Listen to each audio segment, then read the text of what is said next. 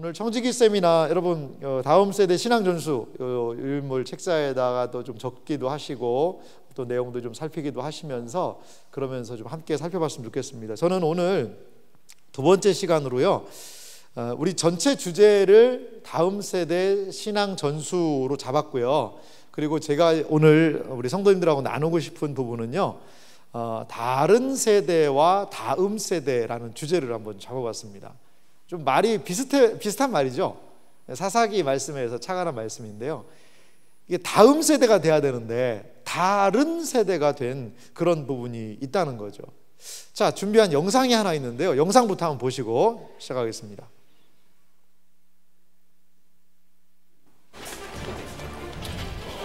어리스트 기세공기 백주에 사진 샷 200주 샷. 선생님 그만하시죠. 이대로 보낼 수 없어. 일어나요, 제발 일어나요. 점퍼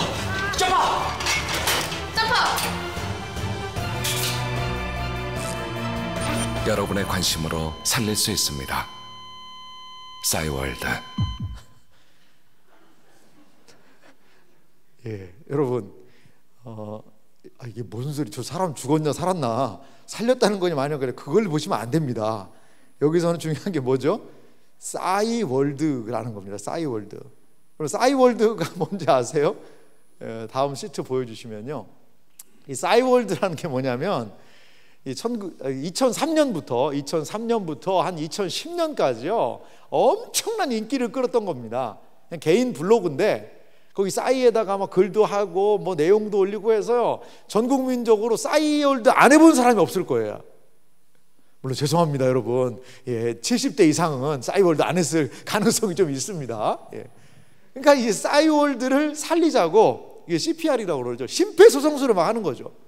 2001년도에 싸이월드를 이대로 보낼 수 없다, 다시 살리자, 그렇게 해서 이 싸이월드를 살리려고 했는데, 싸이월드가 살아났을까요, 안 살아났을까요?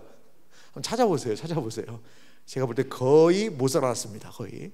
싸이월드라는 엄청나게 지금 인기를 많이 끌었어요. 싸이월드에서 돈으로 사용하는 게 뭐였는지 혹시 아세요?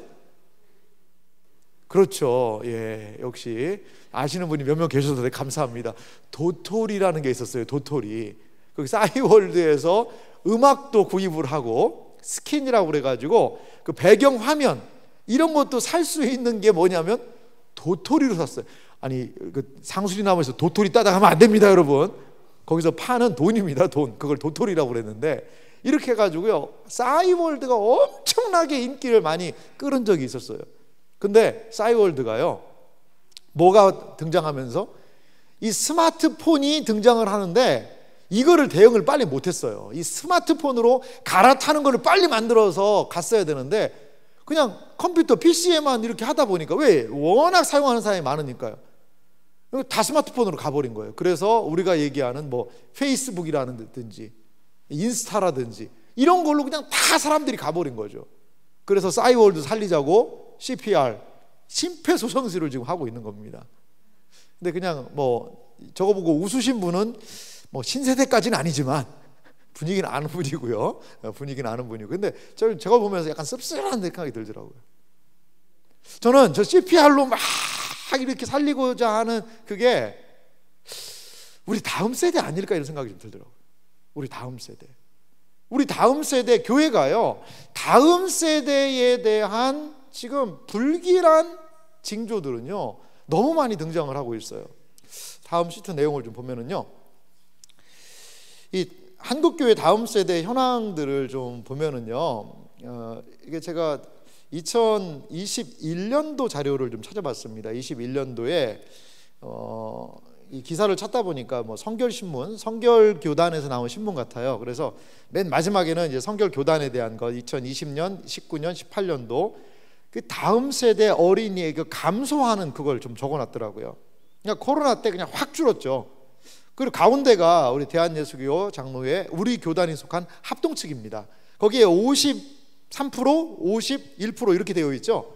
그 위에는요 유초등부가 10명 이하인 교회가요 유초등부가 10명 이하, 10명도 안 되는 교회가요 53%예요. 우리 교단에 100개 교회가 있으면 53개 교회는 유초등부가요 10명이 안 돼요. 그리고요 중고등부가 10명 이하인 교회가요 51%예요. 이게 한 2020년도 자료 같거든요. 20년도. 그러면 지금 한 뭐 2, 3년 지났습니다만 지금 어떨까요? 그 위에 빨간색은 이제 통합 측, 대한예수 장로회 우리는 합동 측이고 거긴 통합 측이지 않습니까? 통합 교단도 꽤 큰 교단이잖아요. 통합 측은요 저기 뭐 38, 36 해가지고 요거는 학생들이 줄어든, 작년보다 올해 줄어든 횟수가 얼마냐 보면요 뒤에는 10%에서 20%씩 막 감소하고요 아이들이 계속 줄어들고 있다는 거죠. 통합 측은 1년에 아이들이 3,000명씩 준대요. 근데 이때는 코로나 오가 한 5,000명 이상씩 막 줄어든다는 거죠. 이렇게 다음 세대 아이들이, 자녀들이 계속 지금 줄어들고 있습니다. 어떤 사람은 얘기해요. 2050년 되면 지금 다음 세대 아이들이 얼마나 생길까? 상당히 두려움으로 교회의 미래에 대해서 생각하는 어려움, 고민하는 사람들이 많습니다. 다음 자료도 한번 보실래요? 이거는 통합 측에서 낸 조사더라고요. 2003년부터요 2014년을 조사해 봤더니 일반 우리 사회의 중고등학생들은요 한 0.5%가 감소했다고 그래요. 일반 중고등학생들이 0.5%가 감소를 했어요. 그런데요 교회 다니는 아이들은요 이 통합 측 자료인데요 12.3%가 감소한 거예요. 그러니까 한 10년이라는 시간 어간에 아이들의 수가 0.5% 감소했는데 교회 다니는 애들은요 12%나 감소해버리는 이런 상황이 우리에 놓여있는 상황이라는 거죠. 코로나 이후에 출석률을 예상한 게 있었는데요. 자료를 다음 내용을 보면은요 코로나 이후 교회 학교 출석 예상이 50%라는 겁니다.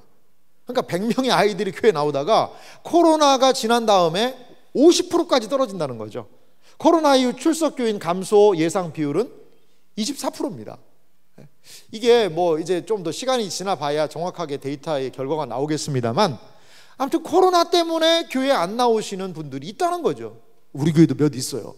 우리 교회도 아이고 집사님 이제 코로나도 좀 지나갔는데 좀 교회 오시죠. 그러니까 아유 그래도 아직까지 코로나가 좀 두렵기도 하고 무서워서 못 나오겠다고 그런 분도 계시고 아이고 자기는 아직까지 집을 안 나간대요. 코로나 무서워가지고 이런 분도 계시기도 하고 여러 가지 어려움 때문에 교회가요 출석 줄어드는 건 사실입니다. 근데 참 우리 교회는 이런 데이터에서 조금 감사한 부분도 있습니다. 출석률이 좀 많이 회복된 그런 부분, 코로나 이전으로 그런 부분도 있죠.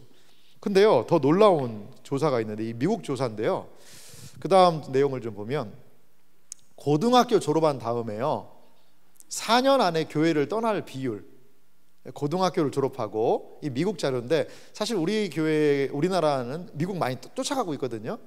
미국 교회를 계속 좀 뒤를 따라가는 부분이 많습니다. 그런데 4년 안에 교회를 떠나는 비율이 고등학생들이 몇 프로라는 거죠? 이 미국 교회 얘기인데요 2007년도 라이프웨이 리서치라는 곳에서 조사해서 70%라는 거예요. 이거는 좀 너무나도 이게 놀라운 이야기 아닙니까? 고등학교 때까지는 교회 다녔는데 부모의 영향력에 의해서 대학 가니까요 그냥 신앙 다 던져내는 거죠. 그리고 대학생 때라도 신앙생활하던 아이들이, 자녀들이 직장에 가면은요 또 거기서 한번 우르르 떨어지더라고요. 보니까 우르르. 이렇게 우리의 다음 세대가요 지금 CPR을 해야 될, 심폐소생술을 해서 살려야 하는 만큼의 어려운 상황에 저는 놓여있지 않나 생각이 듭니다. 그래서 그런 얘기 하잖아요. 우리의 지금 다음 세대는 무슨 종족이다라는 얘기를 해요? 미전도 종족이라는 얘기를 해요. 미전도 종족. 얘들은요 다른 종족이에요. 선교율이, 복음 신앙화율이 3% 아래면 미전도 종족이거든요. 우리의 다음 세대가요 어느새 지금 이렇게 미전도 종족화되고 있지는 않나. 매우 지금 어려운 상황이 우리가 놓여있는 이 다음 세대의 상황이라는 거죠. 여러분 오늘 잠깐 읽었던 사사기 말씀을 다시 한번 살펴보면요 이 사사기의 어려움이 뭐였을까요? 앞에 자막을 준비했는데요 잘 보십시오. 여기에 보면 그 세대 사람이라고 등장하죠. 그 세대 사람입니다. 그 세대 사람이라는 건 누굴까요? 여호수아가 살아있을 때 사람들이에요. 가나안을요 점령하고 여리고 성 무너뜨리고 그 가나안 땅을 분배받고 함께 힘있게 여호수아와 함께 하나님의 놀라운 약속의 땅을 유업으로 받은 그 시대, 그 사람들이 다 조상에게 돌아갔어요. 죽었어요. 그러자 어떤 일이 벌어졌죠?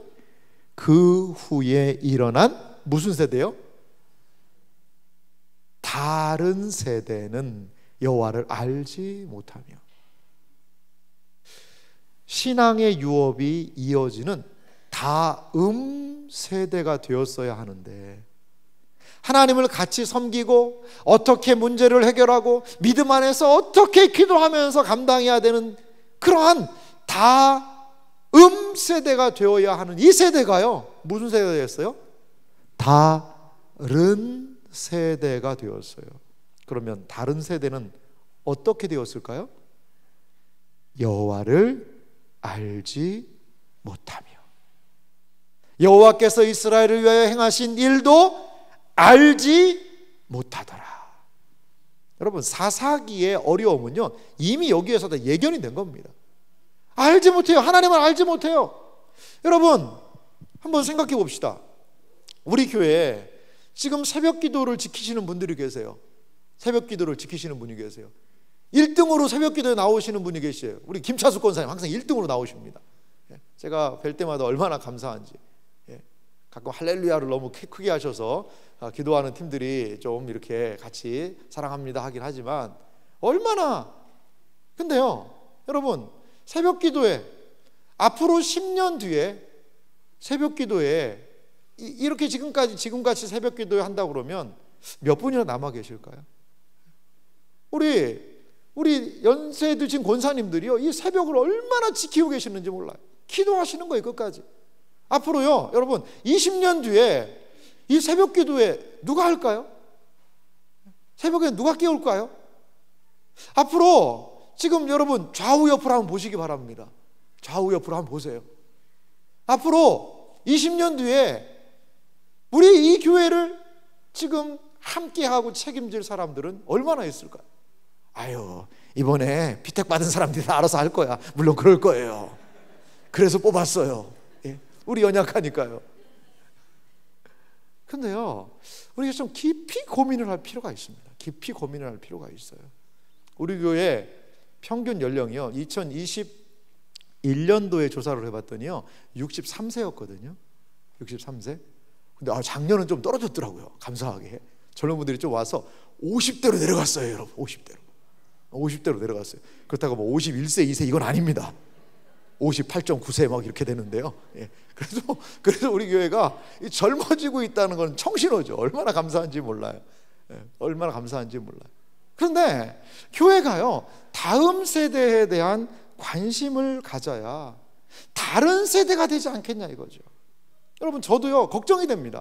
저도 자녀들이 둘이 있는데 과연 저희 집사람과 제가 하나님 부름받아서 떠나면 우리 아들, 딸이 진정으로 하나님 교회 위에서 잘 섬기고 믿음 생활 잘 할 수 있을까? 어떤 때는요 막 이 등골이 약간 오싹해지기도 합니다. 그러니까 새벽마다 이름 불러가면서 기도합니다. 하나님이 좀 어떻게 좀 만져주시라고, 하나님 도와달라고. 여러분, 다른 세대가 될 수, 그냥 이대로 가만히 두면요 다른 세대 될 수 있어요. 품 안의 자식이라고요 고등학교 졸업하고 대학 가잖아요. 그러면 대학의 문화가요 뭐 엄청납니다. 엄청나요. 그렇게 고등학교 때 신앙생활 잘하는 애들도요 뭐 저희 아들이 그러더라고요. 저희 아들이 다녔던 모 교회가 있습니다. 모 교회. 어디라고 얘기 안 하겠어요.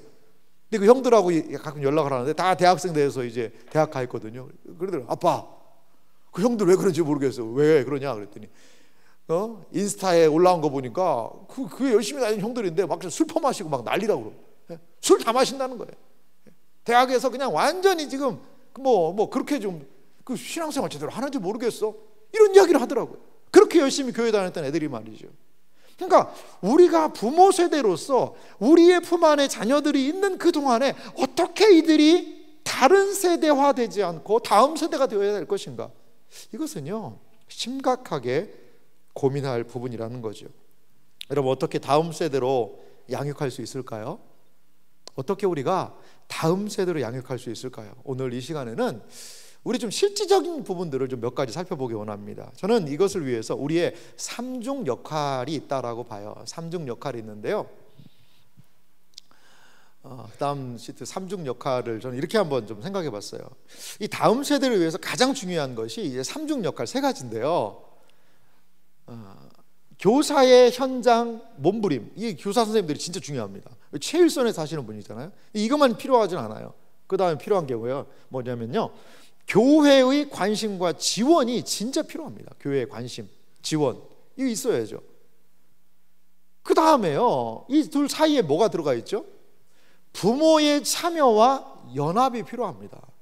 여러분, 이 다음 세대의 문제는요, 이 새 공동체가 풀어내지 않으면요 결코 풀릴 수가 없어요. 선생님들만 열심히 한다고 되나요? 아니, 집에 가면 애들이 딴 애들이 되는데요.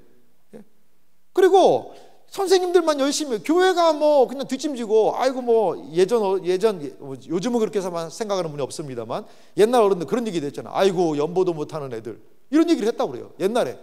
큰일 날 노릇이요. 연보도 못하는 애들. 아니, 투자만 해야 되고 그런 애들을 그렇게 해야 되냐, 교회가? 이러한 사고를 하면 안 되죠.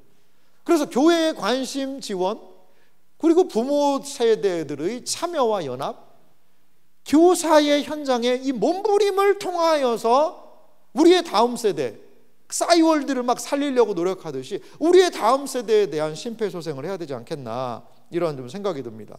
제가 먼저는요, 교회의 관심과 지원에 대해서 한번 먼저 살펴보기 원합니다. 이 다음 세대를 위해서 이 교회의 관심과 지원, 여러분, 요즘에는 다음 세대라는 말이 너무나도 화두가 돼서 많은 사람들이 이야기를 하고 있기 때문에 이거 너무나도 우리에게 익숙한 말이에요. 맨 처음에 뭐가 필요합니까? 한번 읽어볼까요? 다음 세대의 시작. 다음 세대의 격려와 응원 공동체. 교회가요, 다음 세대의 무슨 공동체가 된다는 거죠? 격려해주고 응원해주는 공동체가 되어야 된다는 거죠. 응원해주는. 여러분, 제가 가끔 하는 말이지만 부서 아이들에게 관심을 갖기가 쉽지가 않아요. 근데 우리 손주가 거기에 부서에 있으면 그러면 관심이 가죠. 왜? 손주라도 한 번 더 이렇게 보고 싶으니까, 손녀라도 한 번 더 보고 싶으니까. 근데 그렇지 않으면 관심이 잘 안 가는 것이 사실인 것 같아요. 그런데요, 우리 아이들은요, 뭐가 더 필요하냐? 다음 세대를 용납하고 수용하는 것이 좀 필요한 것 같아요. 용납과 수용의 공동체. 여러분, 최근에요, 우리 교회에 너무나도 기쁘고 놀라운 일이 생겼어요. 우리의 이 청소년 부서가요, 아이들이 모이는 인원 숫자가 앞자리가 바뀌었어요. 여러분, 앞자리가. 여러분, 별로 안 놀라시는데요, 이게 수년간 참 제가 정확하게 얘기하기는 부끄러움이 있지만 10대 청소년들이잖아요. 우리도 10대였어요, 사실은. 그런데 요즘에 앞자리가 바뀌었어요. 앞자리가. 물론 그것은 작년에 고3이 없었습니다. 그래서 일단 고3에서 대학으로 올라가는 유출을 막았어요. 자체적으로 유출을 막았고, 그리고 유초등부에서 수혈을 받았죠. 한 3명을 받았어요. 3명을. 3명. 많이 받은 것도 아니죠. 근데 3명을 받았는데 이렇게 해도 앞자리 바뀌기는 요원했다 이거죠. 근데 갑자기 요즘에 주님께서 애들을 보내주고 계세요, 여러분. 애들을 보내주는데요, 이 동네를 배회하던 애들이 어떻게 우리 교회랑 또 연결이 돼요? 우리 강도사님 또 열정이 있지 않습니까? 그 애들을 막 다 몰아서 먹이고 하면서 그 애들이 하나가 오니까 또 물고 들어오고 같이 볼 차고 뭐하고 그러면서요, 우리가 이제 한 20대 중반을 돌파하고 있습니다, 여러분. 놀라, 박수 한번 쳐야 되는 건데 원래 이럴 때. 그렇게 해서 아이들이요, 물론 코로나의 어려움도 있었지만 요즘에 모입니다. 식당에서 여러분 밥 먹을 때 보셨죠? 쟤 누구야? 쟤 이상 누구지? 그리고요, 이러니까 같이요, 청년들도요, 모르는 청년들이 오고 있어요. 모르는 청년들이. 어떤 청년들은 우리 세안교회를 직접 찾아서 오는 청년들도 있어요. 이렇게 요즘에 이러한 일들이 일어나고 있다는 거죠. 근데요, 좀 문제도 있습니다, 여러분. 문제도 같이 풀어야 돼요, 기도하면서. 그 중에 어떤 애들이 이게 담배를 피는 거예요. 담배를. 근데 얘들이요, 그 경우는 있어가지고 교회 안에서는 안 핍니다. 너무 걱정하지는 마시기 바랍니다. 여러분, 담배 피는 애들 어떻게 할까요? 야, 너 교회 담배 끊을 때까지 오지 마 라고 해야 될까요? 어떻게 해야 될까요? 어떻게 해야 될까요? 맞담배는 피면 안 됩니다. 맞담배를 피면 안 되지만, 근데요, 여러분, 담배를 펴도 은혜 받으면요, 하나님이 손을 떨게 해서라도 이게 좀 끊을 때가 있지 않을까요? 그래도 그 담배 피고서도 양치하고 냄새 안 나게 교회 오는 게 착하지 않습니까, 여러분? 저도요, 제가 고등부 사역을 했거든요. 알아요. 제가 고등부 애들 악수를 해봅니다. 이렇게 악수를 하고 해봅니다. 이렇게. 그러면요, 우리 어깨 애들이 있거든요. 어깨 애들 이렇게 악수를 하면 해보면요, 이게 손에서 딱 악수만 해도요, 이게 담배 냄새가 확 납니다. 그러면 이렇게 해서 누구야? 그래, 조금만 펴라. 건강에 안 좋다. 담배값은 있냐? 제가 담배값을 대주진 않았습니다, 여러분. 오해는 하지 마십시오. 여러분, 담배 피는 아이들 교회 오면 안 됩니까? 됩니까? 와서 은혜 받아야죠.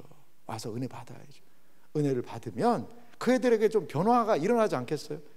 교회에 있던 애가 저 담배 피는 거 보라고 이렇게 하지 마시고 기도해 주시고, 너무 깜짝 놀라지 마시고, 그래, 우리 집사님이, 권사님이, 장로님이 기도할게 하고 등 한번 두드려주면 걔도 너무 미안해요. 제가 밤에 이렇게 운동을 하는데 우리 애가 하나 이렇게 여기서 그냥 구름 과자를 드시고 계셨던 모양이에요.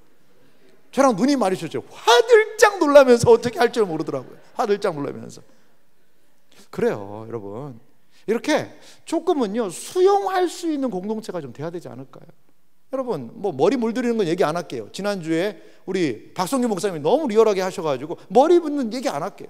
찢어진 청바지, 그리고 막 그냥, 예전에는, 요즘엔 또 그렇게 안 입습니다. 막 바지가 그냥 줄줄줄 해가지고 막 이렇게 끌고 다니는 애들 있잖아요. 이렇게 막 끌고 다니는. 그러면 동네 청소 다 하고 다니냐 네가, 막 이렇게 얘기도 하는데, 야, 너는 정말 너무나 착하구나.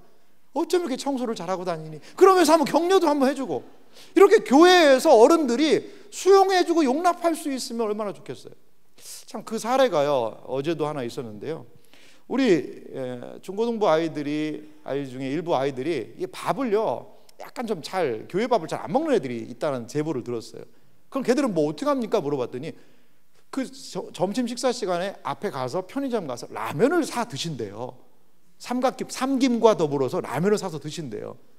그래가지고 제가 그렇게 하지 말고 차라리 교회에서 걔들한테 라면을 줘라.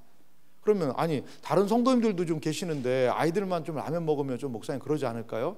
그런데 그거는 내가 청지기 세미나에서 얘기를 하겠다.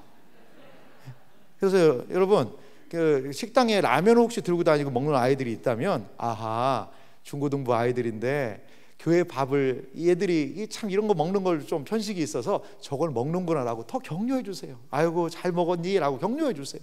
그리고 여러분, 이 다음 세대 청소년 부서위에서 라면 몇 박스씩 좀 보내주세요. 보내서 그냥 마음껏 먹고, 그래도 교회 안에서 좀 먹으면 얼마나 감사하겠어요. 그러니까 우리 주방팀이 얼마나 친절한지요.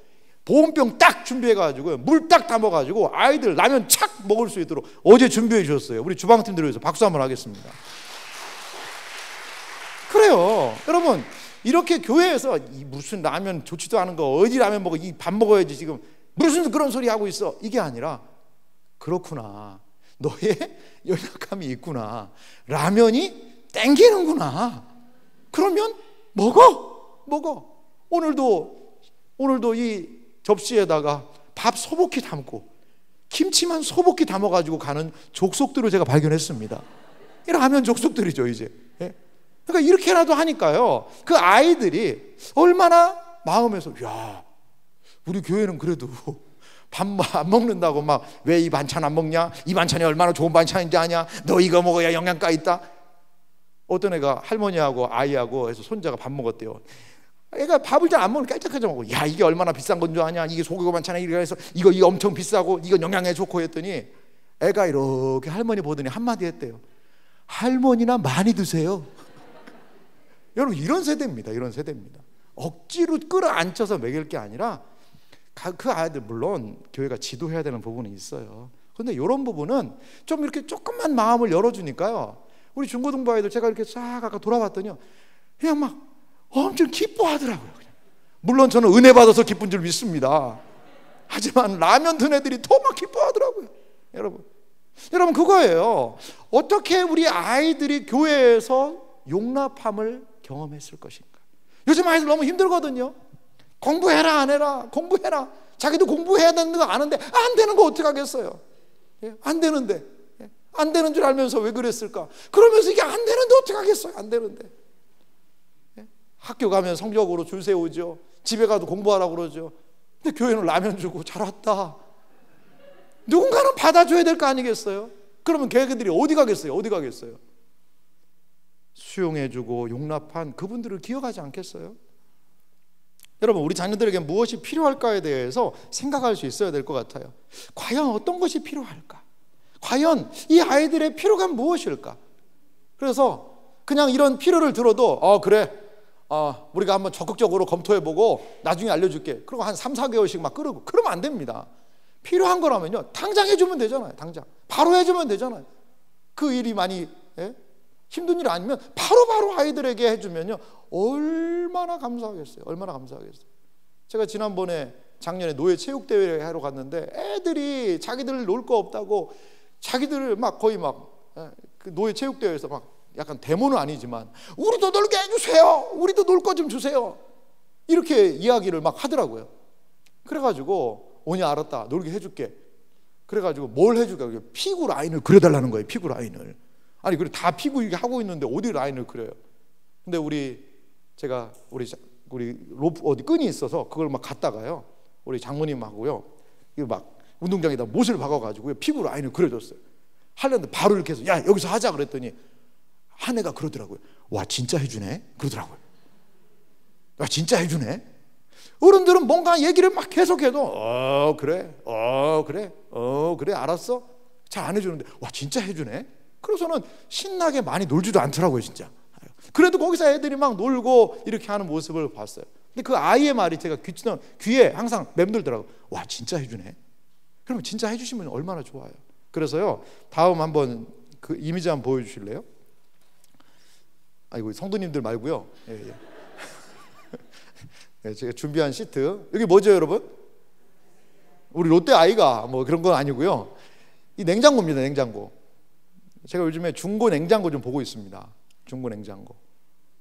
이게 뭔 또 중고 냉장고야? 아이스크림 장사를 하려고 그러나 그게 아니고요. 7월하고 8월 달에 한번 좀 협의해서요. 이 교회 로비에다가 요 중고 하나 사다가 설치하려고 그럽니다. 왜 설치할까요 이거요? 여기다가요 아이스크림을요 꽉 채워놓으려고 그럽니다. 꽉 채워놓으려고. 여름에 얼마나 더워요. 그러면 애들 마음껏 먹어라. 마음껏 10개 먹어도 그래 10개 먹어라 10개 먹어라 그래. 설사만 하지 마라. 그래서 아이들이 마음껏 집어 먹을 수 있도록 냉장고를 하나 만들려고 그럽니다. 일명 사랑의 아이스크림 냉장고. 교회 가면 적어도 아이스크림 먹어야 되지 않습니까? 여러분 하드 하나에 여름에 싸게 파는 데는 한 500원 합니다. 그럼 10,000원이면 20개 정도 사거든요. 여러분 기증 좀 하십시오. 기증. 아이들을 위해서 5만 원 기증하면요 100개 채워 넘습니다. 여기 제가 볼 때 한 5, 600개 들어갈 것 같은데 그냥 넣는 거죠. 교회 만들어 놓는 거죠. 아이고 목사님 우리 애는 아이스크림 먹으면 안 돼요. 그 부모님이 알아서 말리세요. 그건 모르겠어요. 그래서 아이스크림 애들 사주는 거죠. 사주는 거죠. 애들 사주는 게 아니라 그냥 마음껏 교회에서 먹게 하는 거죠. 목사님 어른은 먹으면 안 됩니까? 드세요. 괜찮아요. 드세요. 그래 좀 사놓으면 되죠. 뭐 사놓으면. 그래서요 지금 7월달 8월달 이 사랑의 냉장고 한번 좀 해보려고 그래요. 그럼 아이들이 얼마나 기뻐할까요? 예? 얼마나 좋아할까요? 와 우리 교회는 왕창 갖다 먹어두는 아이스크림 냉장고 있다. 아침에도 하나 먹고 오면서 하나 드시고 또 공과 공부 시간 하나 드시고 갈 때 하나 드시고 얼마나 잘 드시겠어요. 예? 여러분 이렇게 교회가 우리의 자녀들을 용납하고 이들을 위해서 할 수 있는 것들은 그냥 야 내가 널 위해서 얼마나 기도하는 줄 아냐? 기도 많이 한다. 말만 하지 말고 우리 아이들이 좀 피부로 느낄 수 있는 일들을 우리가 좀 할 수 있는 것들은 해야 되지 않을까, 참 많은 고민을 하고 있습니다. 또 하나는 어떤 부분이냐면요, 내용을 좀 보면은요, 뭐 누군지는 잘 모르겠습니다. 제가 그냥 이미지 가져왔는데요, 우리 다음 세대 자녀들하고 우리 장년들하고요 한번 연결을 한번 시키고 싶다라는 생각이 좀 들어요. 좀 구체적으로 이런 부분은 논의를 해야 되는데, 저도 이런 참 고민을 가지고 이야기하다가 어떤 목사님이 참 좋은 아이디어를 주시더라고요. 자기 교회에서 이렇게 한다라고 하는데, 그 연초에요 다음 세대 자녀 한 명하고 그리고 우리 장년 성도님하고 이제 후원 매칭을 연결을 좀 하기 원하시는 분들을 연결을 시키는 거죠. 그래서요 그 아이 한 사람의 사진을 놓고 그리고 선생님이 작성해 준 기도 제목을 가지고요 1년간 기도해 주는 거예요. 1년간. 그리고 12월 25일에 이 아이를 위해서 조그만 선물을 해서 내가 1년간 너 위해 기도했어라고 선물을 딱 주는 거예요. 여러분, 그러면요 사실 이건 내 손녀 아닙니다. 내 자녀도 아닙니다. 하지만 내가 기도하는 아이에 대해서 관심이 갈까요, 안 갈까요? 가죠. 그 아이는요 누가 기도하는지 몰라요. 그런데 나는 알잖아요. 나는 그러면 어이구 내가 기도하는 애 왔나?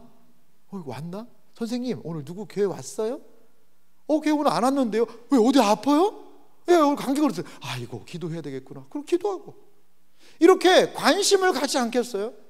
우리 100여 명 남짓한 우리 다음 세대의 자녀들을 우리 장년들이요 기도해 준다면, 이런 식으로 기도해 준다면, 그리고 연말에 12월 31일 전에 12월 25일 성탄절에 너 와라.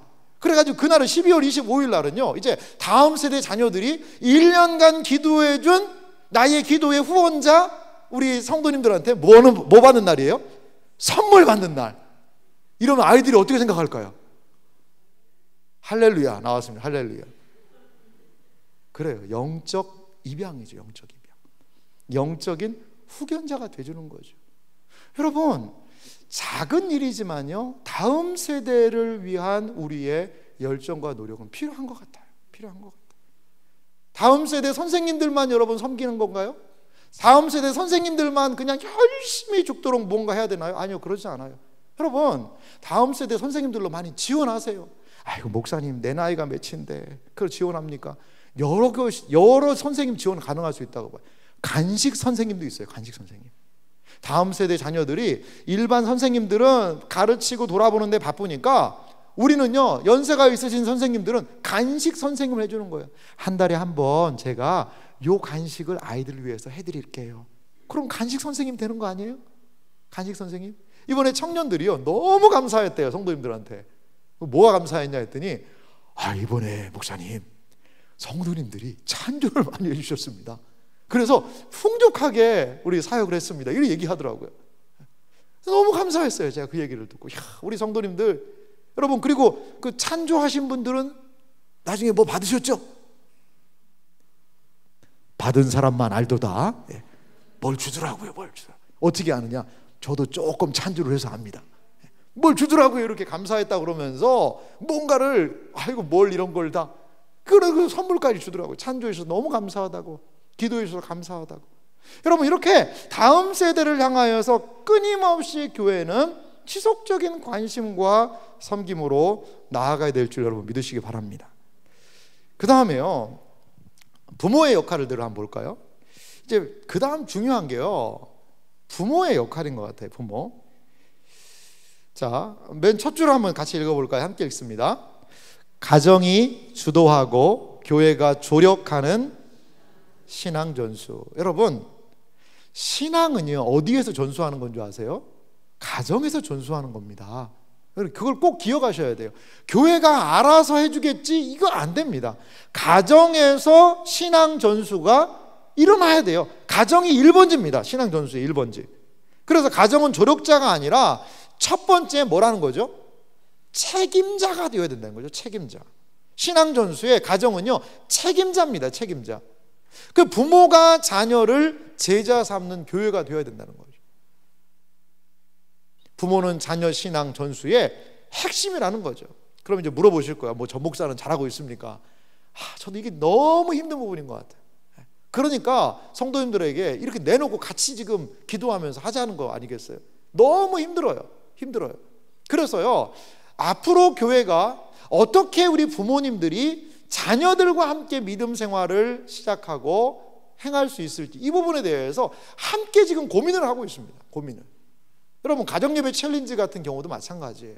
한번 도전을 한번 해보시고요. 앞으로는 원하는 가정들이 가정에서 자녀들과 함께 신앙생활을 할 수 있도록 하는 그러한 저희가요, 이 커리큘럼을요 좀 아예 드리려고 합니다.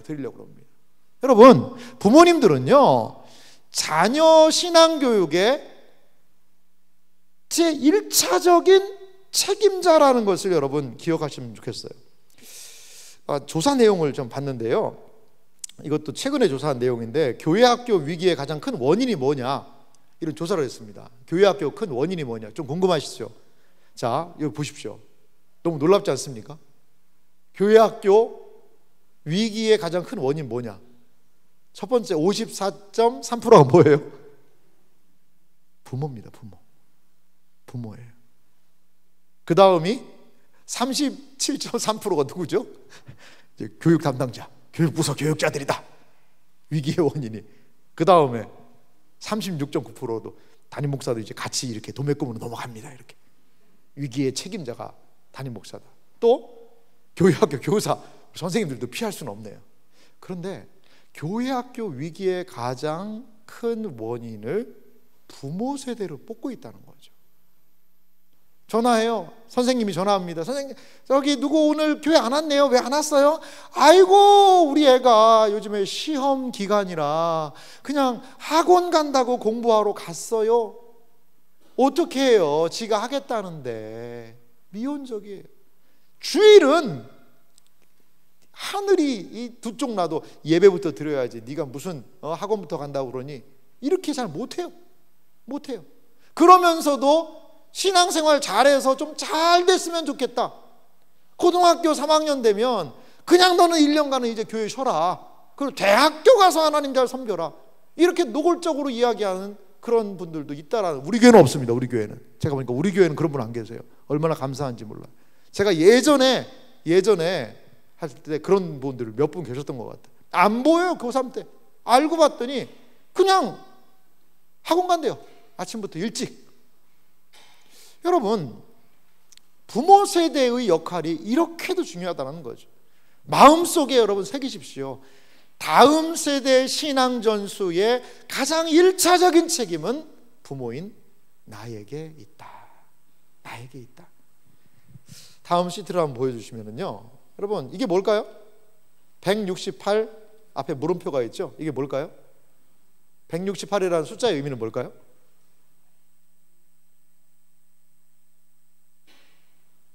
바로 일주일이 168시간입니다. 168시간이에요. 근데 168시간 중에 우리의 자녀들이 신앙생활 하는 시간은 한 몇 시간이나 될까요? 교회에 와서 있는 1시간?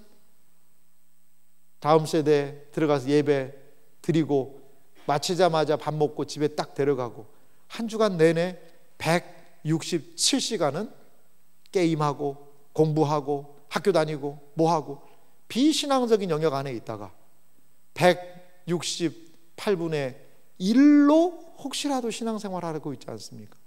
여러분, 168분의 1 이것으로 신앙이 될까요? 이것으로요?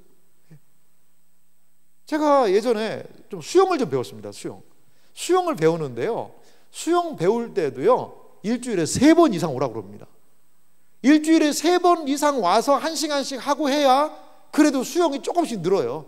그런데 167시간 중에 과연 우리의 자녀들이 하나님을 알고 기억하고 믿음으로 반응하는 시간의 총량은 얼마나 되냐 이거죠.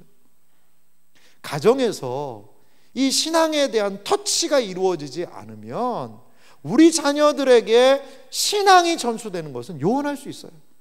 너무나도 먼 이야기일 수 있습니다. 그래서 중요한 게 무엇이냐, 다음 시트도 있는데요, 바로 저는 가정예배라고 봐요. 가정예배. 5월에 가정예배 챌린지를요 이제 준비하고 있거든요. 5월에는 좀 특별한 시간을 좀 만들어 보려고 그래요. 주일 이 오전 강단 설교 본문하고요, 우리의 다음 세대 부서 본문을요 다 똑같은 본문을 가지고 설교를 하려고 그럽니다. 그리고 뭐 사랑방 나눔도 하고요. 그리고 집에 가서 우리 자녀들이 부모님하고 같이 들었던 설교 본문에 대해서 이야기할 수 있는 자료를 한번 이번에 만들어 보려고 해요. 그럼 목사님, 신앙생활 안 하는 아이들은 소외돼서 어떻게 합니까? 그 아이들은요 우리 선생님들하고도 좀 챙기도록 할게요. 이렇게 해서 교회가 한 말씀을 같이 듣고 한 말씀으로 자녀들이 같이 공감을 가지고 이야기할 수 있는 분위기를 한번 만들어 보려고 합니다. 이게 참 큰 거라 뭐 매주마다 할 수는 없을 것 같은데 한번 이번에 5월 달에 그런 것들을 지금 계획을 하고 있어요. 계획을. 그래서 가정에서도 어떻게 하면 신앙적인 터치가 일어날 것인가, 오늘 어떤 하나님의 말씀을 배웠고 너가 알고 싶은 것들은 무엇고 새롭게 배운 것은 무엇이고, 여러분 물어보셔야 돼요. 그냥 교회 마치자마자 집에 데려가기 바쁜, 그렇게 우리 자녀들이 신앙생활하면 어떻게 거기서 믿음이 자라나겠어요? 차 타고 와서 부서에서 딱 떨궈 놓고 마치면은 다시 태워가지고 가는 것으로 부모의 의무 끝? 아니요, 그렇지 않아요. 이렇게 해서는 우리의 다음 세대는 다른 세대가 될 수도 있다는 것을 여러분 기억하시기 바랍니다. 저는 또 마지막으로 이 부모의 역할과 더불어서 현장 교사들의 몸부림이 좀 많이 필요한 것 같아요. 교사는요 영적인 부모입니다. 교회가요 이 교사 선생님들을 위해서 정말 많이 기도해주고 격려해줘야 되는 것 같아요. 그냥 애들하고 그냥 노는 그런 분들, 아이고 뭐 교회 봉사도 못 들어오고 애들하고 노는 그런 거 아닙니다. 가장 중요한 그 역할들을 우리의 선생님들이 감당하고 있다는 거죠. 우리 선생님들은요 이런 마음가짐이 있었으면 좋겠어요. 아이들의 인기를 구하는 것이 아니라 아이들이 꼭 필요한 교사가 됐으면 좋겠어요. 아이들에게 뭐 잘해줘서 뭐 인기 있는 그것도 좋아요. 그런데 아이들이 자기를, 선생님을 좀 싫어한다 하더라도요 아이들에게 꼭 필요한 교사, 아이들에게 기도해 줄 수 있는 교사, 아이가 어려움을 당했을 때 상담하고 이야기하고 싶은, 부모에게도 이야기할 수 없는 것을 선생님에게 이야기하고 싶은 그러한 아이들에게 꼭 필요한 그러한 선생님들로 우리 선생님들이 좀 세우셨으면 너무 좋겠어요. 그러기 위해서 저는 필요한 게 있다고 봐요. 그것이 무엇인가? 말씀과 기도, 그리고 영혼과 함께 성장하는 것이 필요하다고 봐요. 자, 그 다음 시트 내용을 한번 볼까요? 교회 교육에요 가장 중요한 목표가 있습니다. 그것은 무엇이냐면 영혼의 회심입니다. 회심이에요. 부모의 품 안에 있는 아이들은 부모의 영향력에 의해서 신앙생활을 할 수 있어요.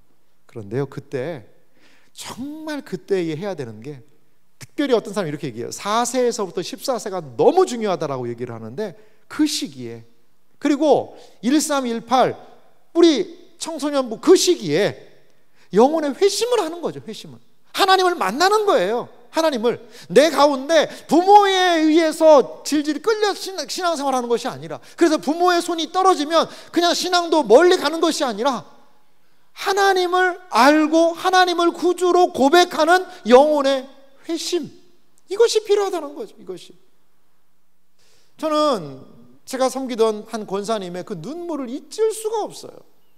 그 권사님과 기도하러 그때 한번 같이 가서, 교회 기도원이 있어서 거기 이제 뭐 주중에 같이 기도하러 가는 그런 시간이 있었거든요. 가서 기도했는데, 그리고 식사를 하고 교제를 하는데 이 권사님이 막 저를 보고 우시는 거예요. 그 왜 우시나 권사님의 이야기를 들어봤더니 자기 아들이 신앙생활을 안 한다는 거예요. 그러면 이 아들이 지금 뭐 고등학생이나 대학생이냐, 그게 아니에요. 지금 나이가 50이래요. 50 아들인데 이 아들이 신앙생활을 안 한다는 거예요. 어떻게 하면 좋냐고 그러면서 그 연세 드신 권사님이 80 중반의 권사님이셨는데 막 그냥 눈물을 뚝뚝뚝 흘리시더라고. 나 좀 있으면 죽을 것 같은데 그럼 얘네들 어떻게 되는 거냐고. 참 그래도 감사하게도 그 권사님 기도하시고 해서 그냥 그 아들이요, 그래도 교회 이제 출석은 좀 하게 됐어요. 출석은. 여러분, 이 시기를 놓치면요, 여러분 10대 때 신앙생활에 회심의 은혜를 경험하지 못하면요, 여러분 10대가 더 쉬울까요? 20대가 쉬울까요? 20대가 쉬울까요?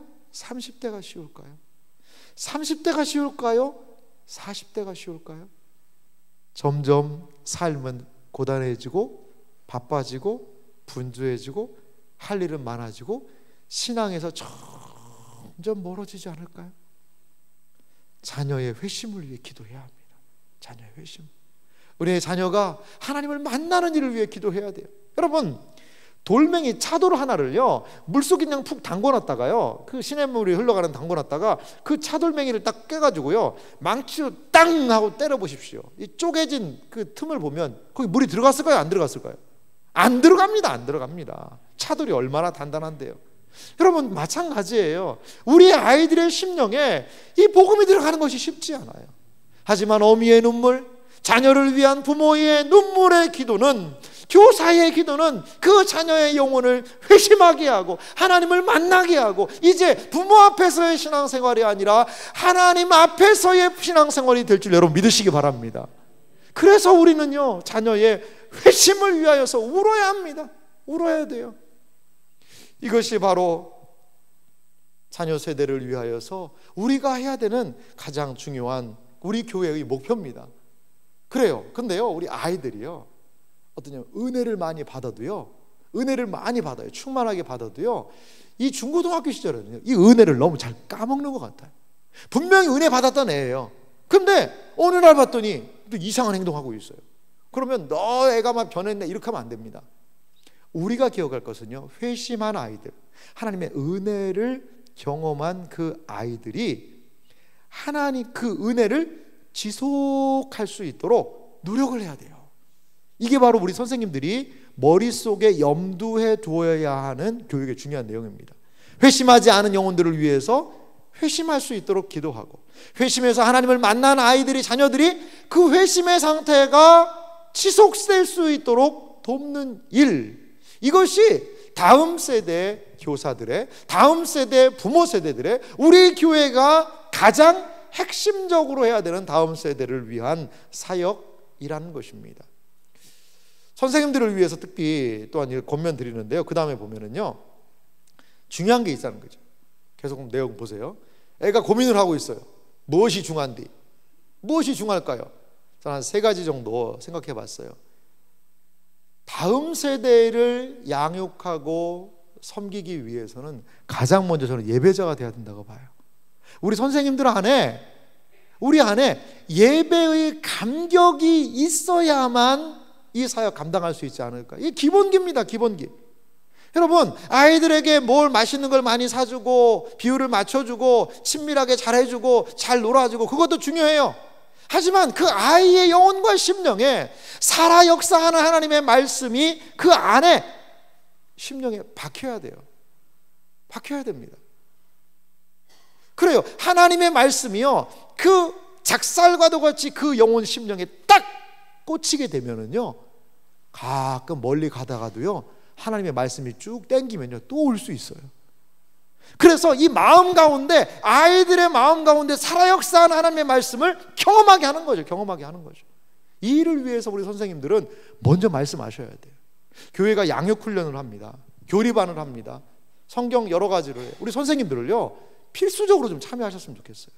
그래서 성경 전체에 대한 이해를 가지고, 그리고 자녀들의 필요들을 채우면서 알려줄 수 있어야죠. 교회가 하는 양육훈련들, 제자훈련들, 우리 선생님들요, 참여하십시오. 그러면서 거기에서 도전도 받고 내용도 정리하면서 우리의 다음 세대 자녀들을 하나님의 말씀 앞에 세워야 된다는 거죠.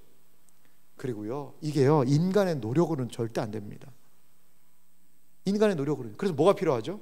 기도가 필요한 겁니다.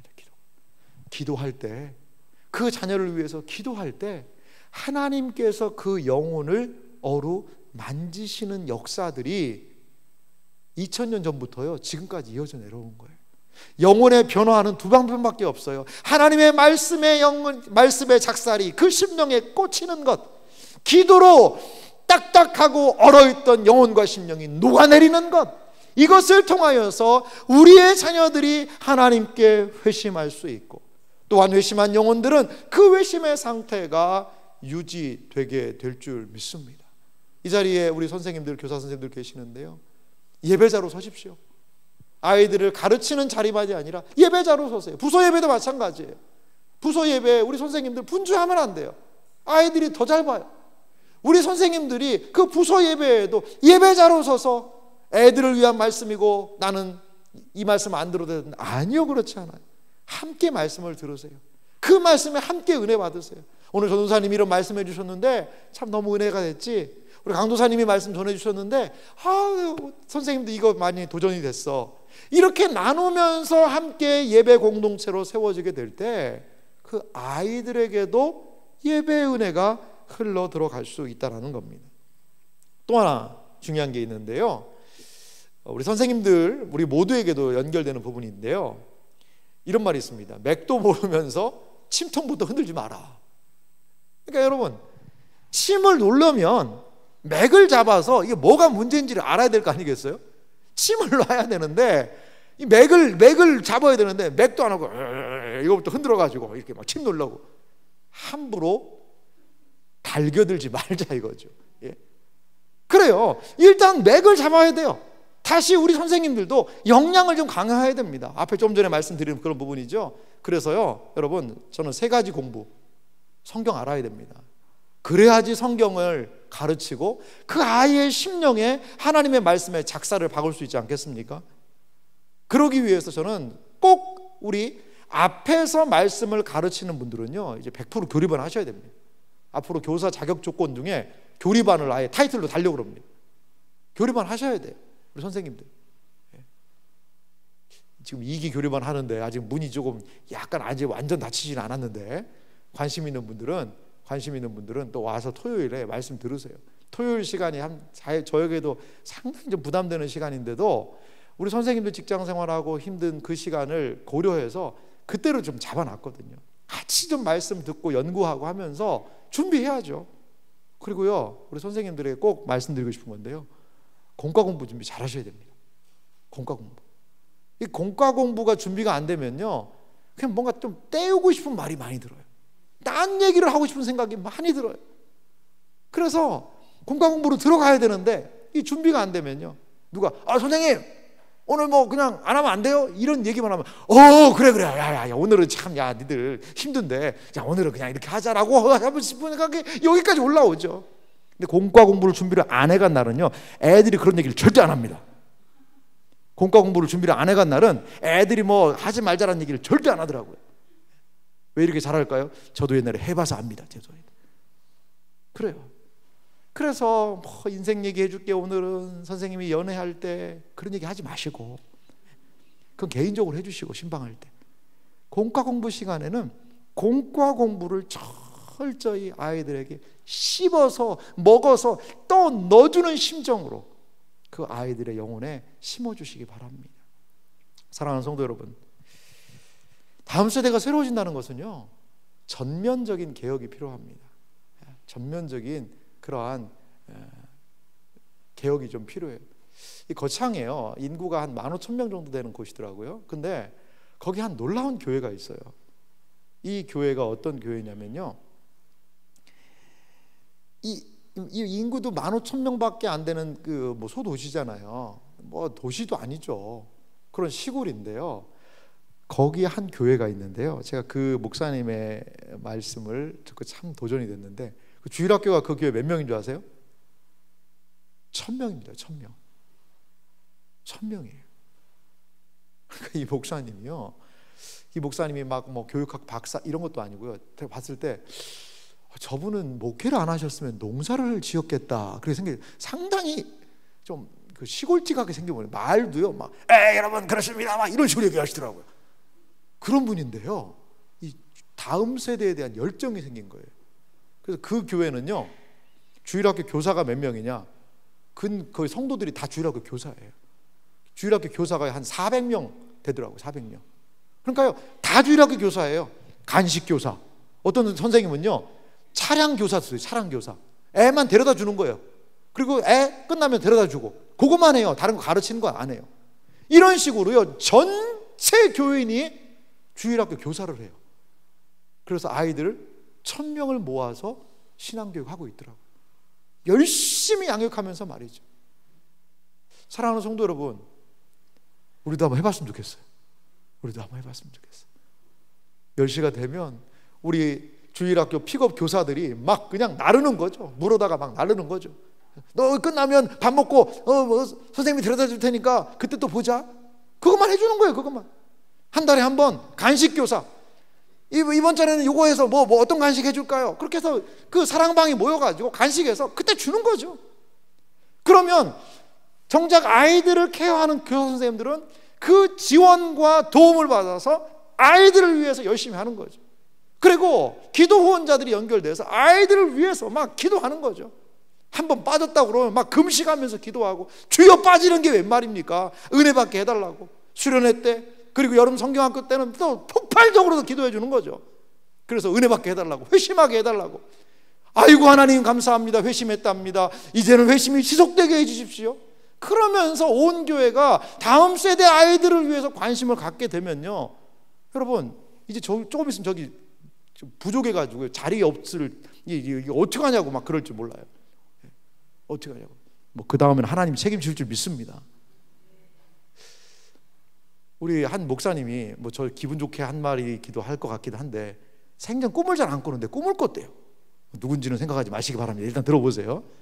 근데 요즘에 교회에 막 이런 기대가 많이 되고 같이 기도하고 하니까 하나님 그런 꿈 주신 것 같다고 하면서 이 꿈 얘기를 하는데, 우리 교회 한 10년 뒤를 가봤다는 거예요. 10년 뒤를. 그래서 우리 교회 10년 뒤에 10년 동안 주신 은혜에 대해서 성도님들이 막 이야기하는 그런 장면이 있었다는 거예요. 그런데 모르는 분들이 너무 많더래요. 그래서 제가 물어봐요. 딴 교회 아니냐? 딴 교회. 근데 딴 교회는 아니래요. 누가 계셨냐? 김낙두 장로님하고 이상경 권사님이 그 꿈에 있었다는 거예요. 딴 교회는 아니었대요. 딴 교회는 아니었다는 거예요. 그런데 교회에 수많은 성도님들이 지난 10년간 주신 은혜에 대해서 간증하고 눈물 흘리고 감격하는, 너무나도 좋은 꿈을 꿨다고 목사님한테 꼭 얘기 드려야 될 것 같다. 한 집사님 그런 얘기를 하세요. 자기가 기도하는데 하나님이 그런 마음을 주시더라는 거죠. 내가 새한교회에 손이 돼주고 발이 돼줄게.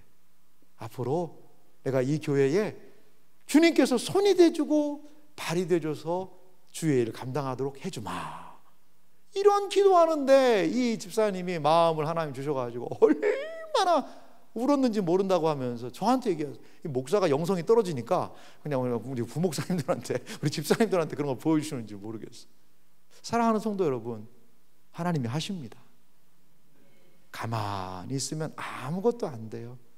하지만 고개를 들고 눈을 들어 볼 때 하나님의 역사하심을 우리가 만나게 될 줄 여러분 믿으시기 바랍니다.